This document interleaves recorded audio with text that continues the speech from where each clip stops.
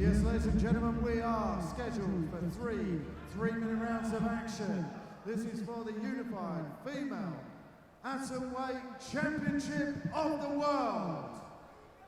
Now let me introduce to you first into the blue corner, representing Ukraine, Oksana Pashkova. Now, ladies and gentlemen, into the red corner. She's a 2016 World Bronze Medalist.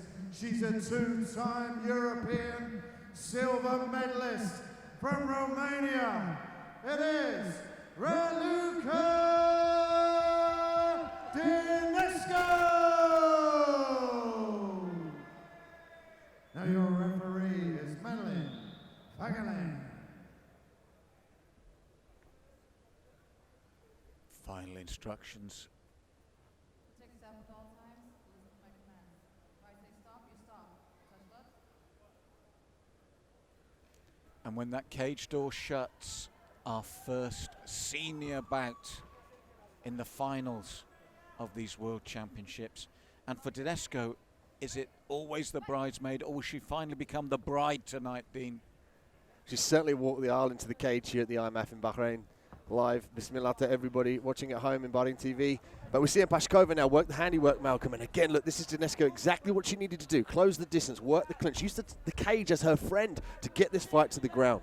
Well, this is what we saw with Pashkova. She was tall at the weight. She's tall in a semi-final.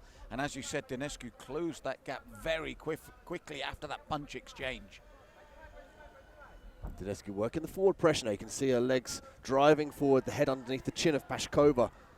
She wants to be able to drop low to get down to the legs and below the hips to initiate the takedown. There's being warned, I think, about hands on the cage wire there, Dinescu. And as we said, we saw her at the Europeans in Romania, and she's a real terrier-style fighter, isn't she? She keeps the pressure on you constantly. Yeah, I mean, it's a stylistically, it's a bit of a nightmare for Pashkova, particularly if she gets stuck in this position. She needs to start thinking about working the underhook, circle off the cage. And in the interim, so when she breaks, I want her to strike so she can get that distance away and reset. And you can see that Dinescu pushing this pressure, keeping her back to that cage wire. And now just beginning to drop her weight, Pashkova. But we know, and the referee bringing them back to the center of the cage, but we know that Dinescu will get straight into her again. Yeah, Pashkova did a good job of working the underhooks, keeping her base underneath her to force that separation there. I mean, Dinescu was working, but she's got to do a lot more. She's got to change the level and start to threaten the takedown. She's got to keep her hands up in these exchanges, though, Malcolm, because Pashkova's got some dangerous power. Well, that's the thing. We've seen earlier that Dinescu, to her credit, is willing to take shots to get where she needs to be, but that might be a dangerous, dangerous tactic in this final. Yes, Russian roulette, especially in the final. You know, this is for the gold here, the World Championships, and Dinescu has got to keep those hands up, stay safe, get the fight to the ground where she wants it. Now, we see the way she forces Pashkova back, and I said she'll take shots to do it. When would you like to see the level change possibly be from Dinescu? Well, at this present time, you can see the underhook, the left arm of Pashkova. She's got that underneath the right arm of Dinescu. That's serving to keep her elevated. She needs to go inside, so she needs to pummel her right arm on the inside of the left arm of Pashkova to get double underhooks. Then she'll have more control over the body, and indeed she can drop down, take a leg. Yes, Pashkova looking to break free and throw that straight right hand back to the center of the cage. Very composed still, the Ukrainian fighter. And back in the center where those long limbs can really pay for her here. And Dinescu, she bites on that gum shield and she pushes forward, Dean, in the last 10 seconds. I mean, you can argue here that Dinescu is the one that took center stage. She's the one pressuring the action towards the cage. There's some nice strikes from Pashkova, but I mean, for me, Dinescu has shut her down. Yes, and this is what we know Dinescu does. This is the way she operates. And as I said, what I like about her is she's willing to risk those shots to get to where she needs to be. But as you said, it can be a bit of Russian roulette, pardon the pun here, with so many great Russian athletes on this stage, getting to where she wants to be. Yeah, I mean, Pashkova, I like to see Pashkova work the uppercut, left hook combination, then circle off. She did a great job of striking in the interim between the grappling exchanges to get that separation. She's got to be careful with giving up too many kicks. If she's going to kick, she needs to go low and clean, bring the leg straight back and be ready to sprawl. As it is, Dean Midhat believes that the aggressive style of Dinescu, which is typical of the way she went through the European tournament in Romania, maybe took that first round.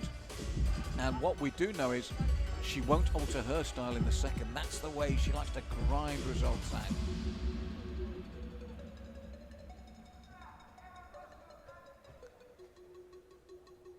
So they're ready here for round 2 of 3. At stake, the gold and silver medals.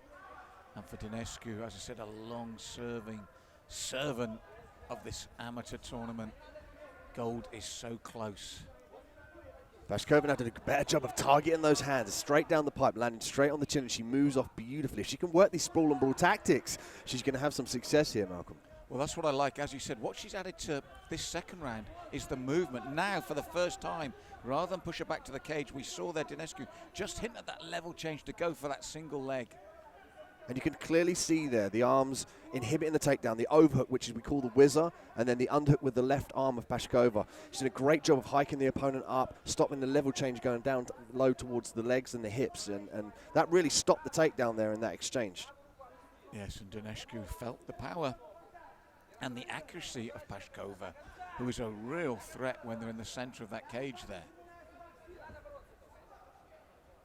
And as Dean alluded to, very tough to take to ground in this opening round and a half for Raluca Dinescu from Romania. A lot of head pressure from Dinescu, but still Pashkova remains calm and strong upright. Dinescu now trying to work the legs. She's trying to circle the legs on the inside of her counterparts to kind of reap them away from the cage and turn in that direction. Again, but she's going to have more control if she can funnel for the underhook. Currently she's only got 1. She needs 2 for optimum control. Yes, and Pashkova negating the strengths of Dinescu here as she looks for that single leg once more. And as she was doing that, Pashkova just calmly looked over to her corner first and then started to prevent that once more. But I'd like to have seen more from her with those early seconds where she struck and moved off that line, struck and moved off that line. She was accurate and hurtful, but again, Dinescu closes that gap and then is like a terrier in the way she pursues her opponent. Dinescu frantically trying to change these levels. Work for the single leg briefly there. She might drop down to clasp that leg and then try and work the ankle pick on the left leg of Pashkova. But again, with that whizzer, it's very difficult to change levels. She's doing a good job here, head inside. Look, she's going to reach down with her right arm now and try and clasp the ankle. And that's why you see Pashkova scoop that arm back up. Yeah, starts hand fighting with her. Good work from Pashkova defensively here. And we're coming into that last 30 seconds of a second round that, like the first, is fought almost exclusively against the cage wire here. And the referee again will take them back to the center, which we feel will suit Pashkova. Bouncing light on her toes.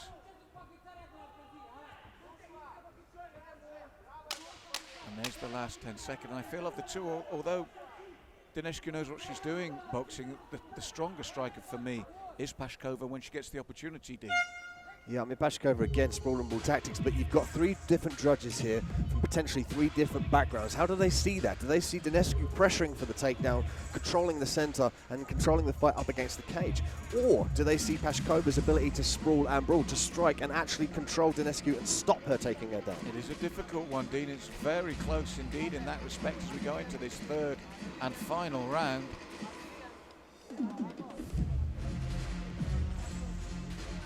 Dinescu receiving instructions, and Pashkova marked under the left eye and slight bruising under the right as well. And that was as much from her previous bout at the semi-final. And as we said, it's an incredible achievement when you look across the full week and some of the damage you take to get to where you need to be. But this is the last time, so whatever's left, you need to bring it all and leave it all in the cage, because there is no more after today. It's either one of 2 colors for you now as you go into this third and final round, silver or that big, big gold.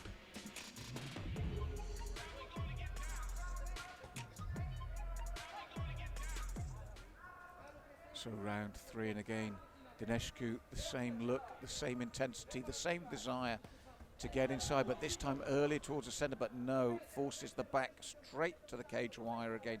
I thought she hinted at a level change, but then carried on pushing, Dean. Yeah, it was that stimulus from the kick. As soon as she saw the leg kind of fracture light, she went straight in there and worked for the takedown. And that's a smart play on her counterpart. You know, she's trying to work the combinations, trying to be kind of elusive and strike really well. But, I mean, Dinescu doing a great job of using that stimuli to go in and close the distance. But she's got to work here. She's got to work for the underhooks, Malcolm. She's got to change levels to try and grasp the legs and the hips to gain the takedown. She can't afford to let Pashkova keep these underhooks and hike her up. And Pashkova is very good defensively. She uses those long limbs well. She gets that strong base as well, doesn't she? And as you said, with the underhooks, the base, it's been very difficult for Dinescu to get to where she wants to be. So then she has to rely on the judges seeing the aggression as being enough. And again, earlier in this round, just under 2 minutes left, back to the centre of the cage. And this is where I think Pashkova really needs to capitalise on these opportunities where they're brought back into the centre. But she does a good job, doesn't she, Dinescu? She almost like hypnotises you. Suddenly she's there, and then she's inside those long limbs, and your back is against the cage wire once more. Yeah, Pashkova for me is not pulling the trigger fully. You know, she's almost keeping the safety on, it seems to me. And that allows Dinescu to not really be too scared about what she's going to get hit with coming in. So this is why we see her pressure, use the cage again, work these foot stomps and short knees, close range, and work for the takedown. Yes, head pressure from Dinescu, but will it be enough? We're coming to the final minute of this bout, and Dinescu, as we said, pedigree here, 2 European silvers, a world bronze. So she's already going to better that. Whatever happens, she's got a minimum of a world silver. But as we said, with the longevity of her career, she would love to cap this with that gold. But again, Pashkova is so determined in defence, and again, the referee brings them to the centre. And this is where I'd like to see Pashkova really commit to those shots to sting Dinescu and keep her at range there. But instead, Dinescu ties up so quickly. Look for the trip there, it didn't happen. Pashkova's sticking to the straight punches, and that's all well and good if you can land, but if you overextend and your balance is off and the level change comes, it's very difficult to regain that. She did a good job of sprawling in that instance, but I like to see her work the uppercut because it deters your opponent from changing levels and coming in, especially if you land it. You can couple up with the left hook and then finish with the right hand if you've got them hurt. And we're into the last 15 seconds of a delicate one for the judges here. Where you see them now is where we've spent most of this 3 rounds, and then that last 10 seconds, they really step it up a gear because both young ladies probably in the back of their heads thinking, I've got a good shout on this one. Now, for me, I agree with you. Pashkova, for me, too defensive, too much on that back foot. Dinescu didn't succeed in taking her down, but she was the consistent aggressor, really looking for those moments. And that, for me, is the only deciding factor you can look when you're seeing where to put this gold medal. Yeah, I mean, same for me. Pashkova gave too much respect to Dinescu. She should have fired those punches in, worked the uppercuts, and circled off. She started to move really well in the first round, but, I mean, Dinescu's pressure, and we spoke about her being very tough and long-standing, and that brings experience. She understands the secondary aspect, which is the game plan going into fighting. You bring all your attributes and your training into the cage, but then how do you implement that against somebody with a certain style? And this was a classic, more of a striker versus grappler style, and Pashkova just didn't force Dinescu to respect the power in her strikes. She just went for the takedown. Well, we've got a feeling that the bridesmaid might become the bride today, this afternoon. The look on her face, they're both so anxious here. These are tense moments as we wait for the official verdict.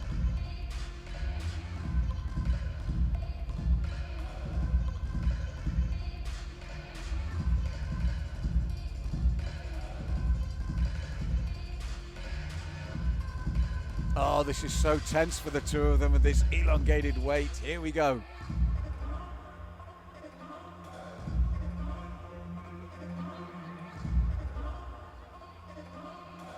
This might mean that they're deliberating, Dean. This could be very close indeed then. Yes, I mean, this is what makes MMA so exciting. You have the submissions, the knockout potentials, but then the crazy decisions like we're seeing here. Yes, and here we go. After 3 rounds of action, ladies and gentlemen, we go to the judges' scorecards. Judge number 1 scores the contest 30 points to 27 points. Judge number 2 scores the contest 29 points to 28 points. Judge number 3 scores the contest 29 points to 28 points. So your winner by unanimous decision and a unified female atomweight champion of the world, the red corner from Romania. Look what it means to her. Dinescu. Look what it finally means to Raluca Dinescu. It's that wedding day, Dean. She's got the gold finally. She's no longer the bridesmaid. And look what it really means to her. That's the epitome there of a fighter. You are the female atomweight champion. You are the longest serving competitor in IMMAF history. You've won the silver medal at the Euros. You've won the bronze medal at the World Championships. Later today, you will have that gold medal round your neck. Describe to me the emotions. How does this feel?